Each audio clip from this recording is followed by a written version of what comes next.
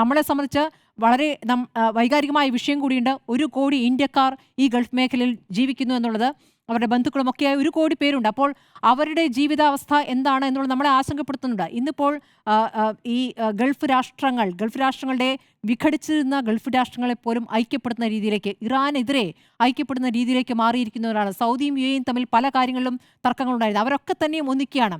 Oman എല്ലാ കാലത്തും ഇറാനൊപ്പം നിന്നിരുന്ന ഒമാനെയും ആക്രമിച്ചതോടുകൂടി ഇന്നും ആക്രമിച്ചിരിക്കുന്നു ഒമാനെ.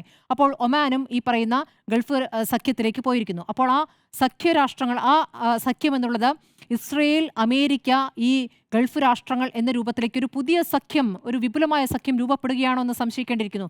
അങ്ങനെ ഒരു സഖ്യം രൂപപ്പെടുമ്പോൾ അപ്പുറത്ത് ഇറാൻ ഒറ്റയ്ക്കാണ് എന്നൊരു ഉത്തരം കൂടിയുണ്ട്. ഇറാൻ ഒറ്റയ്ക്കാണെങ്കിലും ഇറാൻ എത്രത്തോളം പൊരുതും എന്നുള്ളത് വൈകാരികമായിട്ടാണ് ഈ ആക്രമണങ്ങൾ മുഴുവൻ ഇറാൻ കണ്ടുകൊണ്ടിരിക്കുന്നത്. ഈ ആക്രമണങ്ങൾ തുടരുന്നു.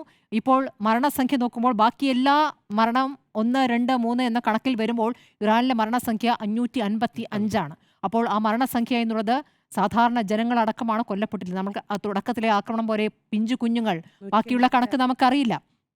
കുഞ്ഞുങ്ങൾ വേറെയും കൊല്ലപ്പെട്ടിട്ടുണ്ടാകും, നമുക്ക് ആ കണക്കറിയില്ല. ജനവാസ കേന്ദ്രങ്ങളിലേക്കുള്ള ആക്രമണത്തിന്റെ കണക്ക് നമുക്കറിയില്ല. അപ്പോൾ ആകാശത്ത് നിന്ന് ഇങ്ങനെ തീമഴ പെയ്തുകൊണ്ടേയിരിക്കുകയാണ്. അത് എത്രത്തോളം ജീവനുകൾ എടുക്കും എന്നുള്ളത്, യുദ്ധം ഒന്നിൻ്റെയും അവസാനമല്ല, പക്ഷേ യുദ്ധം അവസാനിക്കുന്നില്ല എന്നുള്ളതാണ്. എത്ര യുദ്ധങ്ങളാണ് ഇപ്പോൾ നടന്നുകൊണ്ടിരിക്കുന്നത്. അപ്പോൾ ഇതൊരു വലിയ യുദ്ധകാലത്തിലേക്കാണോ പോകുന്നത്?